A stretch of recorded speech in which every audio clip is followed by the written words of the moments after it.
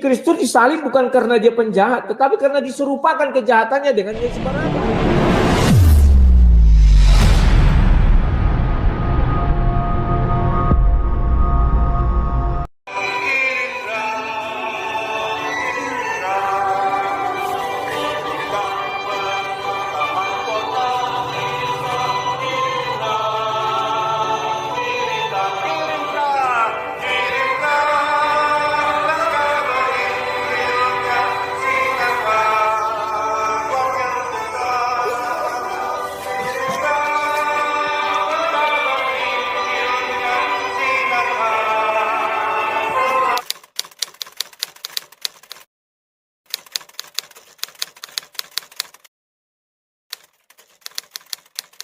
Oke, saya lanjutkan ya. Kalau kamu katakan gugurnya Kristen kalau Yesus tidak disalib, dan demikian. Fakta sejarah mengatakan Yesus disalib. Tidak ada yang menentang hal itu. Maka Al-Quran mengatakan mereka saling bertentangan. Mereka ini siapa? Gak ada yang bertentangan. Kalau dibilang Romawi tak bertentangan, Yahudi tidak bertentangan. Kalau dibilang mengenai mana nubuatan, apakah memang harus dinubuatkan seperti itu? Yesus sudah menceritakan nubuatan itu seperti Yunus. Apakah Yunus bukan perjanjian lama? Perjanjian lama Yunus 3 hari di dalam perut bumi, 3 hari dalam perut ikan. Itu kalau dari dalam Bible. Kalau dikatakan Yesus tidak disalib di dalam Bible, ada si Jahanam namanya. Jahanam atau orang terjahat pada masa itu yang terkenal jahatnya. Itulah Yesus Barabas. Memang tidak disalib. Maka kejahatannya diserupakanlah kejahatannya dengan Yesus Kristus. Yesus di Kristus disalib bukan karena dia penjahat, tetapi karena diserupakan kejahatannya dengan Yesus Barabas. Maka dia disalib. Yang tidak tersalib Yesus Barabas. Itu dari pandangan Bible. Sekarang saya tidak melompat-lompat dan tidak mengapa. Oke, saya balikkan dulu. Kita kembali kepada surah yang tadi sebentar ya. An-Nisa 157. Kita balik dulu ke situ. An-Nisa 4 ya, surah 4. Ayat 157. Mungkin nanti satu hari hanya saya yang percaya Al-Quran ini kita suri paling lengkap, paling sempurna. 154 dulu ya. 154. Di sini tidak ada pemenggalan cerita loh, tidak ada pemenggalan firman. Jadi ini murni berlanjut dan berlanjut. 154. Tunggu ya. Sebentar.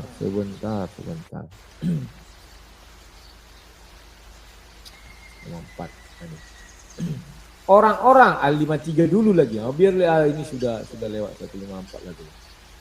Dan kami angkat gunung Sinai. 153 menjelaskan itu tentang Musa. Jadi ini kehidupan di zaman Musa loh. Orang-orang ahli kitab meminta kepadamu Muhammad agar engkau menurunkan sebuah kitab dari langit kepada mereka. Sesungguhnya mereka telah meminta kepada Musa yang lebih besar dari itu. Mereka berkata, perlihatkanlah Allah kepada kami secara nyata. Maka mereka disambar petir karena kezalimannya. Kemudian mereka menyembah anak sapi setelah mereka melihat bukti-bukti yang nyata. Namun demikian kami maafkan mereka dan telah kami berikan kepada Musa kekuasaan yang nyata. 54. Dan kami angkat gunung Sinai di atas mereka. Artinya ini kan masih merujuk cerita zaman Nabi Musa. Dan terus, maka kami hukum mereka. Masih mereka yang tadi. Di mana? Dan kami hukum juga. Karena kekafiran mereka. Masih yang tadi. Ya. Yang lain dulu. Dan kami hukum juga. Karena ucapan mereka. Masih yang tadi. Jadi ini Isa yang mana? Isa yang hidup di zaman Musa atau apa saya tidak tahu. Nah, sekarang kenapa saya harus balik kepada surat 19? Ini sangat penting. Karena ini untuk membuktikan sebenarnya Maryam ini kapan adanya. Dan sebenarnya Nabi Isa ini lahirnya kapan. Jangan kita nanti salah tafsir. Kita kira Nabi Isa ini adalah Yesus yang disalib. Ternyata bukan itu. Maka ayat 16 mengatakan, dan ceritakanlah Muhammad kisah Maryam dalam kitab Al-Quran. Apa yang mau diceritakan? Yaitu ketika ia mengasingkan diri dari keluarganya ke satu tempat di sebelah timur. Kita kais-kais, kita buka-buka, kita bongkar-bongkar, cari-cari ayat Al-Quran. Yang terdapat mengenai kisah pengungsiannya itu di surah Maryam 22. Jadi inilah ceritanya. Nabi Muhammad menceritakan ini kepada orang.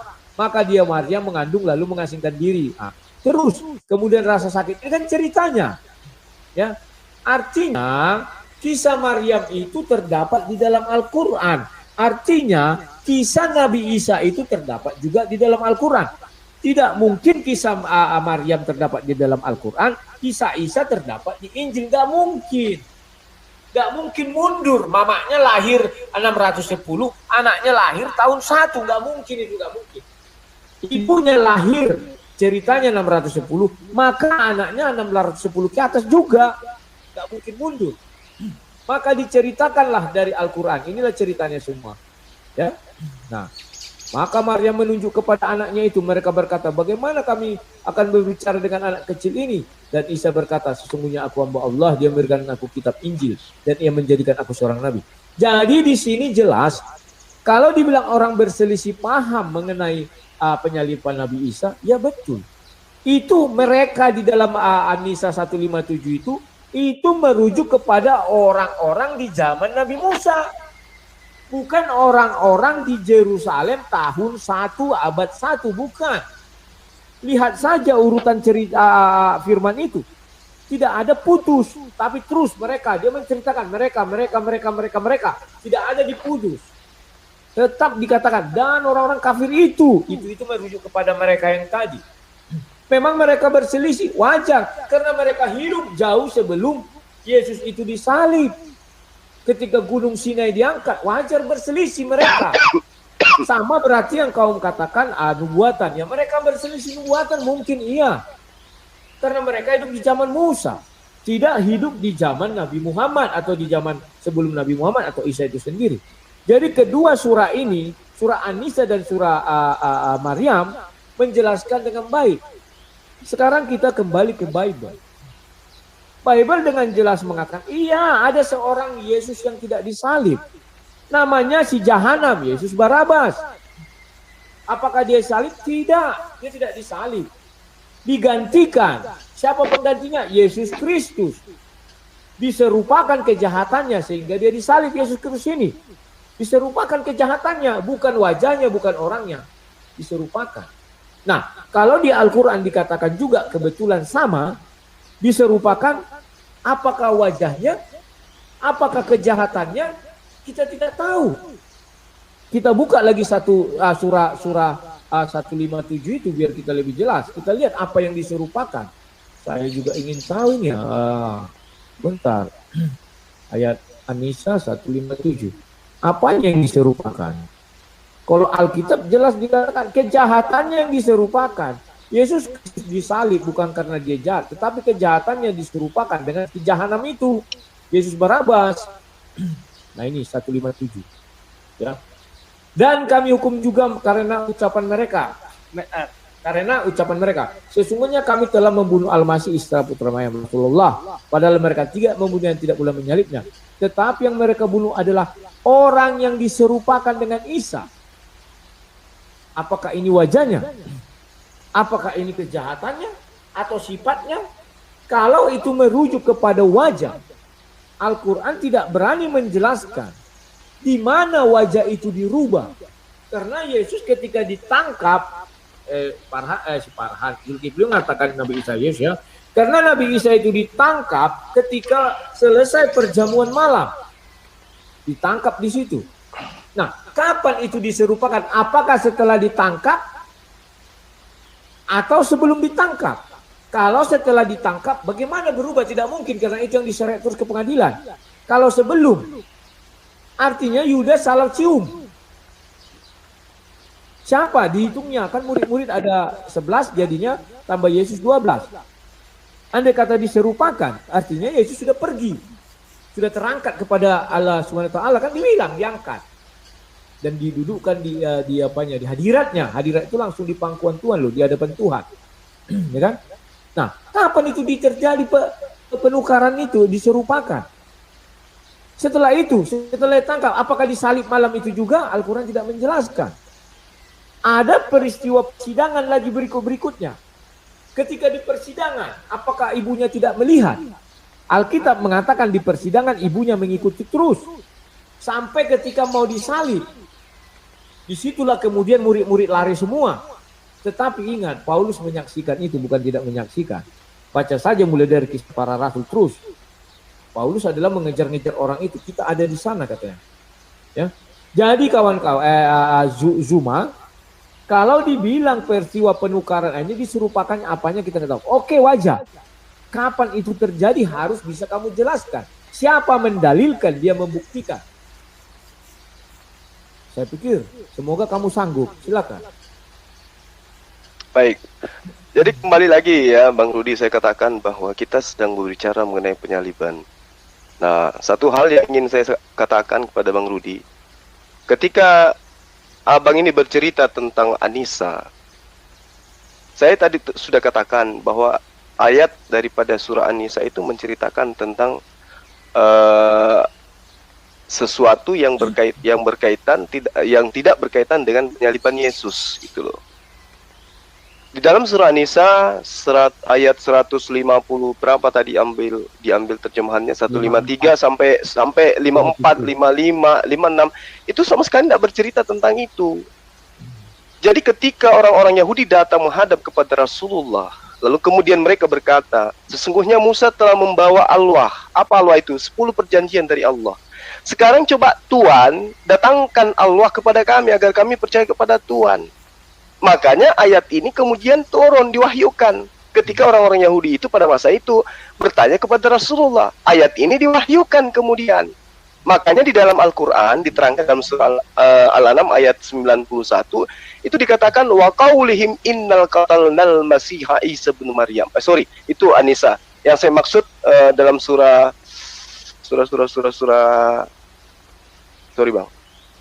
Al-An'am. Ya, Al-An'am ayat 150 ayat 91 wa ma qadarullah haqqa qadrihi iz qalu ma anzalallahu ala basyarin min syai'. Nah, ini yang ceritakan kemudian ketika mereka orang-orang Yahudi ini bertanya.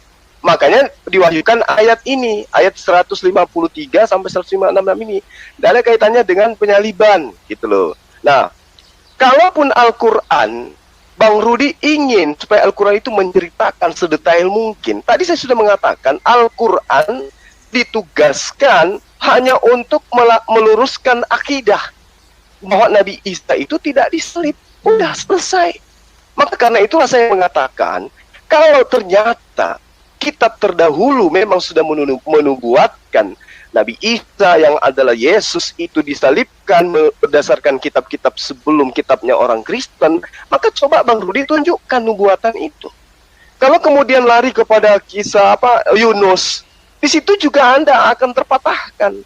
Kenapa? Karena ketika orang angkatan jahat itu minta tanda-tanda kepada Yesus, Yesus mengatakan angkatan jahat ini minta tanda, cukuplah tanda Yunus itu sebagai pembuktian. Yunus hidup di dalam perut ikan. Yesus di dalam konsep iman Kristen itu mati, lalu kemudian bangkit. Itu pertama. Kedua, ketika Bang Rudi mengatakan yang diserupakan itu adalah kejahatan daripada Barnabas, ya, Yesus Barabas, itu lari lagi dari konsep Kristen, rumusan-rumusan gereja Anda pijak lagi berarti. Karena Yesus itu mati untuk menebus dosa warisan, bukan menebus daripada kejahatan Yesus Barabas. Itu dua. Ketiga, kalau betul bahwa Yesus Barabas yang adalah penjahat nasionalis ini dibebaskan, setelahnya mana? Yesus Barabas kemana? Sementara dia adalah musuh bebuyutan kekaisaran Romawi. Kemana Yesus Barabas ini pergi? Setelah Yesus mewakili dia kemana? Sementara dia adalah penjahat. Dia yang dicari-cari oleh orang Romawi. Sementara ketika orang-orang Yahudi mengajukan Yesus, Pilatus, Herodes itu mengatakan orang ini saya tidak menemukan kesalahan terhadap Yesus Kristus. Bahkan istri dari Pilatus pun membisikkan kepada suaminya, jangan kamu hakimi, jangan. Orang ini datang dalam mimpiku, orang ini menyiksa aku di dalam mimpi. Dia ini adalah orang benar. Jangan kamu salibkan, jangan kamu apa-apai. Itu perintah istrinya Pilatus kepada Pilatus itu sendiri. Herodes juga tidak menemukan kesalahan itu kepada Yesus. Nah, ini cerita yang perlu kita Bang Rudi luruskan gitu loh. 3 poin ini. Mana ceritanya tentang pernyataan Yesus? Aku akan bangkit pada hari ketiga di antara orang mati, sesuai yang tertulis di Torah, di Mazmur. Ada tertulis. Nah, kalau kita meneliti lebih jauh, iblis lebih akurat pernyataannya. Ketika iblis mencobai Yesus, apa kata Yesus? Apa kata iblis? Wahai Yesus, jika kamu betul adalah anak Allah, maka buang dirimu dari sini ke bawah. Karena ada tertulis. Nah, iblis pun mengatakan itu. Karena ada tertulis bahwa Allah akan mengirim malaikat-malaikatnya untuk menatang engkau di tangannya. Ada tertulis, agar kakimu tidak terantuk kepada batu. Ada tertulis, kata iblis. Setelah diselidiki, ada tertulis menurut iblis itu apakah betul ada atau tidak. Ternyata iblis lebih jujur. Betul-betul tertulis. Di mana tertulisnya? Mazmur 91 ayat 1 sampai ayat 16. Di situ jelas tertulis Allah akan mengirim malaikat untuk menatang Yesus di tangannya agar kaki Yesus tidak terantuk kepada batu. Itu nyata. Ada tertulis, iblis tidak bohong. Nah, sekarang Yesus, ada tertulis, aku akan bangkit pada hari ketiga di antara orang mati. Tertulis di mana? Oh, di Mazmur, di Zabur, apa di Mazmur, di Torah. Bab berapa? Ayat berapa? Tidak pernah ditemukan itu. Tapi saya berharap malam ini, ya, Bang Rudi itu bisa menemukan ada loh Zulkifli di dalam Mazmur tertulis tentang nubuatan Yesus akan mati dan bangkit pada hari ketiga. Ini loh dalilnya. Ada loh di dalam Torah bab sekian, ya, di Kejadian, di Imamat ayat sekian tertulis Yesus akan bangkit pada hari ketiga di antara orang mati. Ini loh ayatnya. Sudah selesai. Berarti apa yang tertuang di Al-Quran oleh Anda ragukan. Tapi selama itu tidak ada, satu, iblis lebih jujur mengatakan ada tertulis daripada Yesus. Silakan, Bang. Oke. Kalau mengenai nubuatan kelahiran kematian Yesus itu di Yesaya banyak ya. Cari aja kata kunci Immanuel. Kematiannya di Yesaya 53. Baca aja ayat 1 sampai 53, ayat 1 sampai 12. Kita lanjut dulu ya. Ini. Di sini dijelaskan bagaimana dia mati ya. Ia dihina dan dihindari orang, seorang penuh kesengsaraan yang bisa menderita kesakitan, masuk hitungan, tetapi sesungguhnya penyakit dan segala macamnya. Baca saja. Nah, mengenai hari ketiga itu sudah dijelaskan. Yesus sendiri mengatakan itu di Matius 12 ayat 39 ya. Sebentar ya. Matius 12 ayat 40, 39, 40. Matius ya 12 ya 39 sampai 40. Nah ini katakan, tetapi jawabnya kepada mereka, angkatan yang jahat dan tidak setia ini menuntut satu tanda, sama seperti Zuma menuntut satu tanda. Tetapi kepada mereka tidak akan diberikan tanda selain tanda Nabi Yunus. Dia sudah mengatakan itu tanda Nabi Yunus. Sebab seperti Yunus tinggal dalam perut ikan 3 hari 3 malam, demikian juga anak manusia akan tinggal di dalam rahim bumi 3 hari 3 malam. Ingat, tadi Zuma mengatakan itu akan bertentangan dengan iman Kristen. Tidak bertentangan, bahwa ketika Yesus disalib, ditombak, manusia melihat Yesus sudah mati dan dia menyerahkan nyawanya. Maka kita kembali ke Yohanes 10 ayat 17, 18, 16, 17, 18. Aku menyerahkan nyawaku untuk menerimanya kembali. Begitu Yesus dikubur, dia menerimanya nyawanya kembali, dia hidup. Sama seperti Yunus. Ketika dibuang dari atas kapal, dimakan ikan, orang di atas kapal mengira Yunus sudah mati. Dan itu fakta, kalau orang sudah di perut ikan mati. Demikian Yesus, kalau sudah ditombak, mati dan dikuburkan artinya mati.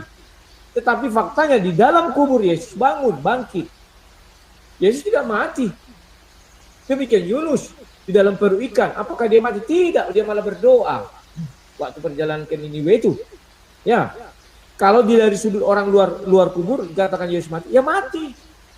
Orang di atas kapal pun mengatakan Yunus mati. Bagaimana mereka tahu Yunus tidak mati? Ketika Yunus sudah dimuntahkan ikan, dia bercerita kepada orang banyak. Ternyata dia tidak mati. Tetapi Yesus sebelum kejadian itu sudah mengatakan, angkatan ini minta bukti sama aku, sama dengan dirimu meminta bukti. Yesus mengatakan 3 hari, pas. Seperti Yunus dalam perut ikan. Jadi sudah terjawab. Artinya Yesus betul disalibkan. Oke? Kemudian, kita kembali kepada Al-Quran itu. Kita harus mengerti urutan bahasa ya, dan ini saya pikir begitu gampangnya membacanya. Mulai dari 153. Betul. Orang-orang ahli kitab meminta kepada Muhammad agar engkau menurunkan semua kitab dari langit kepada mereka. Artinya ini orang-orang di zaman Nabi Muhammad. Sesungguhnya mereka telah meminta kepada Musa yang lebih besar dari itu.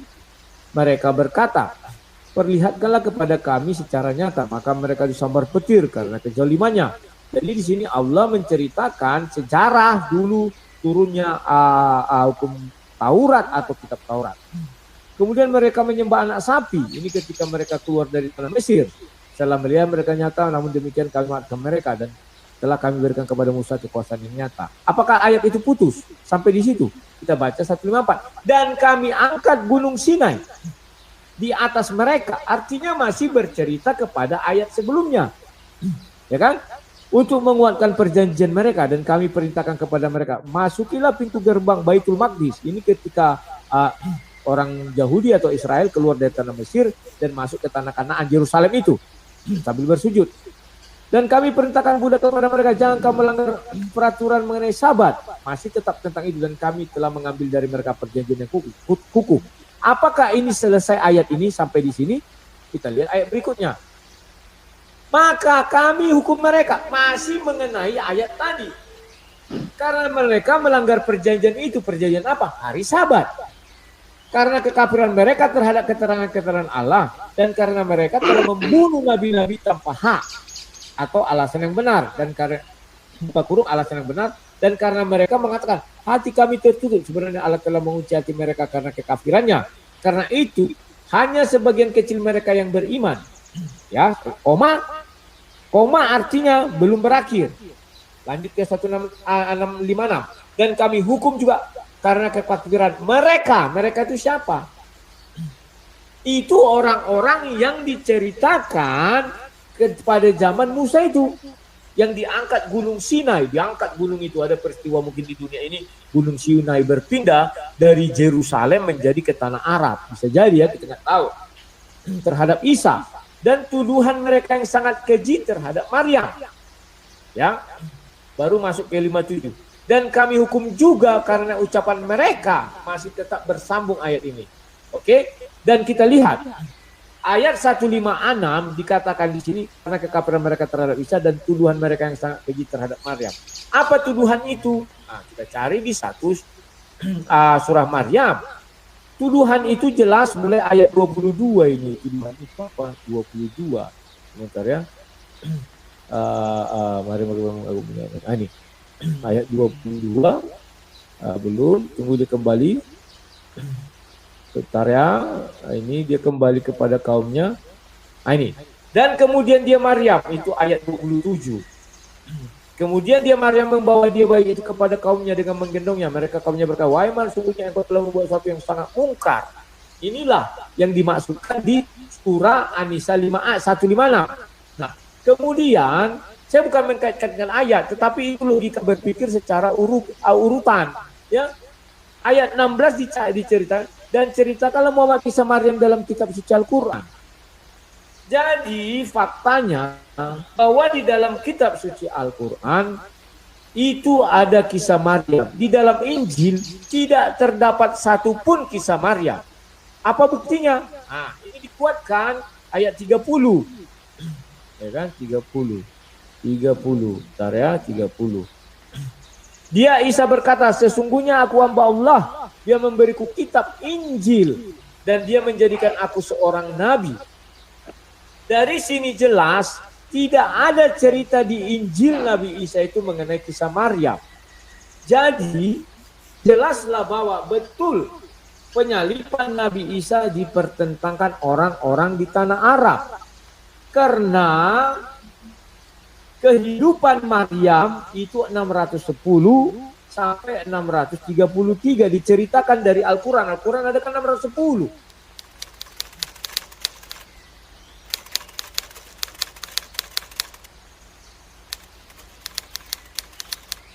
Paham maksud saya ya? Diceritakanlah itu. Tidak ada kisah Maryam terdapat di Injil. Carikan saya satu ayat di dalam Al-Quran. Tidak ada itu. Kisah Maryam itu hanya terdapat di dalam Al-Quran. Maka kisah Maryam terdapat di dalam Al-Quran, maka anaknya Maryam adalah Nabi Isa. Tidak mungkin kisah Maryam di dalam Al-Quran, kisah Nabi Isa di dalam Injil. Mundur, tidak mungkin. Jadi harus berbarengan ini. Karena ada diceritakan malaikat datang. Ya, kita baca lagi sedikit lagi ya, sedikit lagi nih. Surah Maryam itu kita baca ayat 22 sebentar ya. Ini ayat 21. 20 ini. Ayat 19. Dan dia Jibril berkata, sesungguhnya aku hanyalah utusan Tuhanmu untuk menyampaikan anugerah kepadamu seorang anak laki-laki yang suci. Jadi benar kisah Maryam tidak akan mungkin terdapat di dalam Injil. Karena Injil belum datang. Ketika Jibril bertemu dengan Maryam, Injil belum turun. Lanjut. Baru Maryam berkata, bagaimana mungkin aku mempunyai anak laki-laki padahal aku tidak punya padahal tidak pernah ada orang laki-laki untuk menyentuhku dan aku bukan seorang penzina. Betul. Al-Quran itu betul. Nanti saya saja yang percaya lagi Al-Quran itu kitab suci paling betul. Benar, Al-Quran itu mengatakan bahwa Maryam itu adanya terdapat kisahnya hanya di dalam Al-Quran. Di dalam Injil nggak ada. Paham ya? Karena Injil belum diturunkan. Kapan Injil diturunkan? Nah ini, masuk ayat 30. Dan Isa berkata, sesungguhnya aku hamba Allah yang memberiku kitab Injil. Jadi Injil itu ada setelah Nabi Isa lahir. Sekarang mana yang mau kita ikuti? Perkataan Tuhan di dalam Al-Quran atau perkataan manusia seperti Zuma yang mengatakan ada di dalam Injil? Nggak ada. Al-Quran mengatakan tidak ada kisah Maryam dalam Injil. Nggak ada. Karena Isa belum lahir. Begitu Isa lahir, Injil itu baru ada.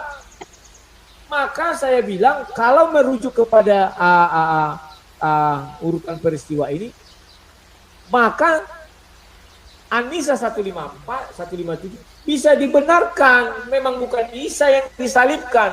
Mereka mencari yang cinta siapa-siapa. Jadi Injil itu kawan ada setelah Al-Quran. Silakan. Baik. Oh ya, Bang Rudi. Jadi apa saya bilang ya? Ini kita berbicara mengenai penyaliban, kebangkitan ya. Bang Rudi kemana-mana. Kalau Al-Quran, seperti yang saya terangkan tadi, asbabul nuzulnya menceritakan tentang bagaimana orang Yahudi soal jawab tentang Rasulullah. Nah, kalau di Al-Quran ada cerita tentang Maryam, ada cerita tentang Isa, itu wajar. Karena dia datang belakangan. Sederhananya gini, Allah punya saham. Allah kemudian Tuhan mengirim kemudian sosok orang yang bisa membangun sebuah perusahaan. Perusahaan itu dibangun kemudian dengan modal dan lain sebagainya. Maka yang proses pertama itu adalah pembelian lahan dulu, legalitas tanah yang dibeli, kemudian rencana-rencana berikutnya, dan itu dipimpin oleh satu oknum, direktur utama. Direktur utamanya hanya punya tugas selama 5 tahun. Apakah tuntas daripada pekerjaan itu? Nanti masanya sudah selesai, muncul lagi di root yang kedua.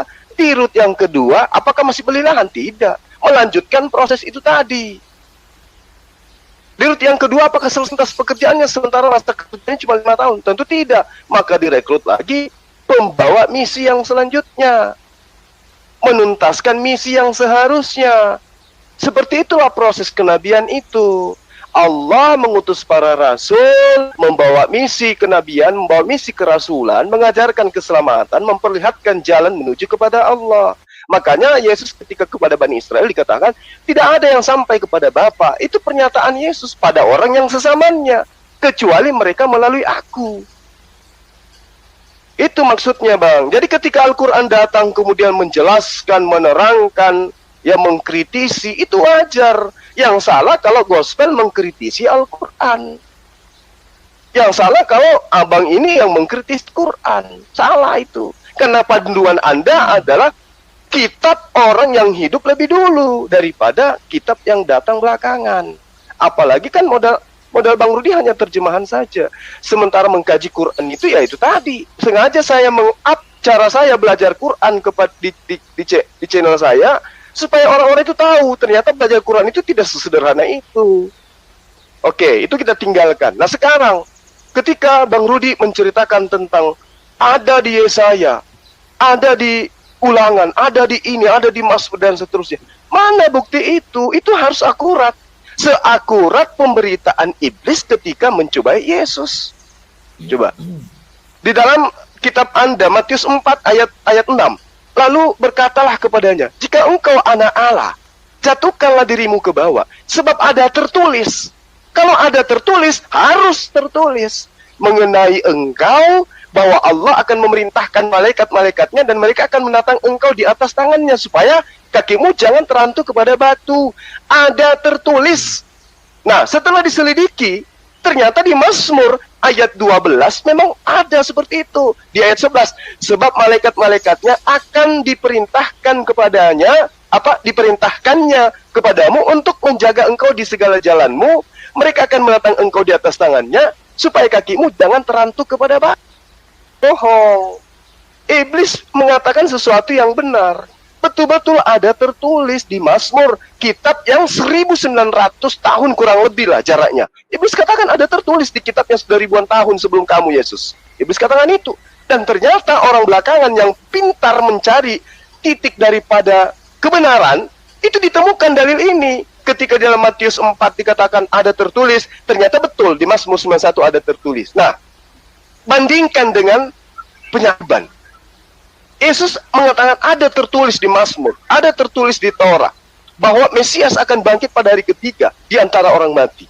Tertulis di mana? Bang Rudi tidak bisa nunjukkan. Berarti iblis lebih akurat pemberitaannya daripada Yesus. Nah, lalu kemudian Anda menutupi kelemahan itu dengan mengotak-atik terjemahan Al-Quran. Saya katakan, ini tidak nyambung. Karena yang kita bicarakan adalah penyaliban dan kebangkitan. Al-Quran finish dia. Dia katakan tidak disalib, tapi diselamatkan. Selesai.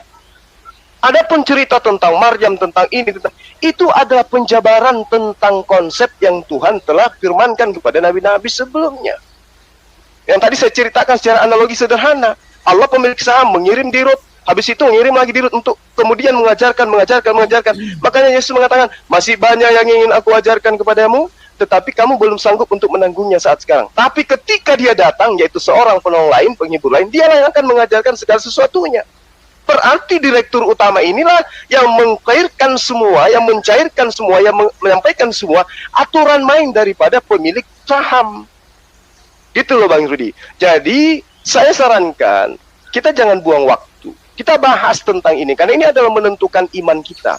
Benarkah Yesus itu disalib atau benarkah Yesus itu tidak disalib? Itu adalah penentu benar tidaknya Islam atau Kristen. Berdasarkan materi ini. Kalau kaitannya dengan kajian ayat-ayat suci Al-Quran, tunggu, kita akan kaji. Jangan materi Yesus. Materi yang lain. Supaya kita lebih jelas, detail, bagaimana kemudian disiplin ilmu yang menceritakan tentang Al-Quran itu seperti apa. Supaya bisa sampai kepada ilmunya. Bukan hanya, oh di sini dikatakan Maryam 22 ayat 19, Marani. Oh enggak seperti itu, orang belajar Quran itu enggak seperti itu. Karena itulah kemudian dengan hormat saya minta, sebagaimana iblis mengatakan ada tertulis, Yesus juga mengatakan ada tertulis. Tolong, saya minta melalui tangan Bang Rudi, tunjukkan dalil itu di mana tertulisnya. Silakan.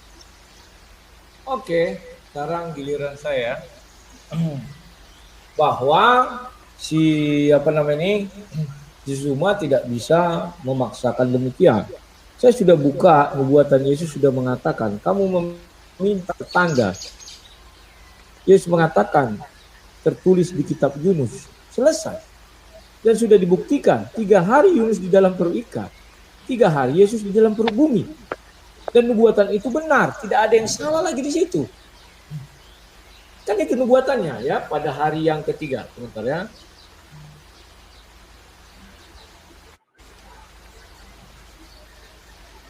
Itu semua sudah dipenuhi. Dan Yesus mengatakan, kamu minta tanda, sama seperti Zuma. Sama seperti Yunus ya. Ini dia.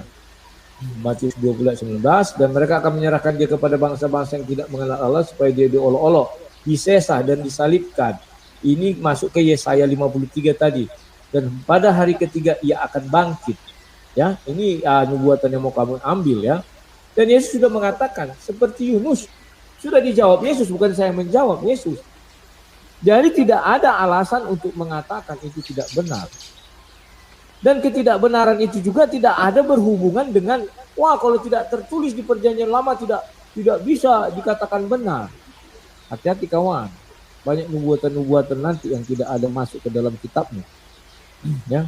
Sekarang kita berbicara tentang Al-Quran. Kamu mengatakan bahwa saya tidak bisa berbicara begitu, begini, begono. Ya, silakan.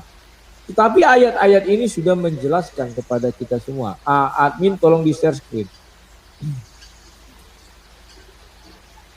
Di An-Nisa 157 tadi didalilkan sebuah dalil, tetapi pembuktiannya nggak ada.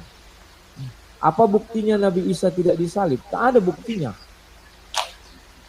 Coba kita lihat ya. Kecuali di dalam sini dikatakan bahwa Nabi Isa itu misalnya didalilkan dan dibuktikan, contoh dimasukkan ke pengadilan dan waktu ditangkap ternyata wajah orangnya itu diganti kapan segala macam.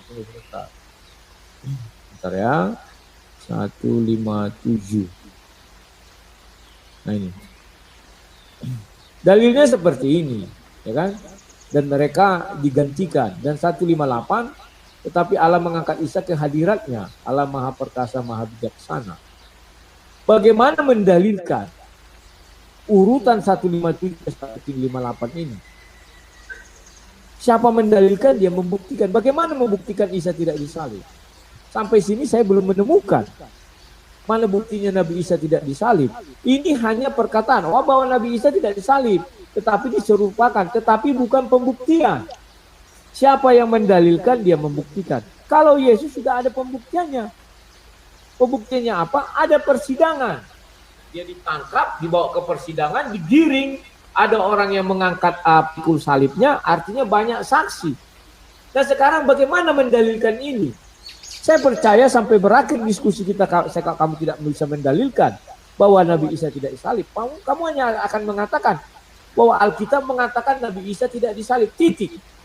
Itu bukan dalil. Pembuktian itu dalil. Tetapi bukan pembuktian. Pembuktian Nabi Isa tidak disalib dan diserupakan. Itu sulit kawan. Tidak bisa. Kalau dalil ini semua dalil ini.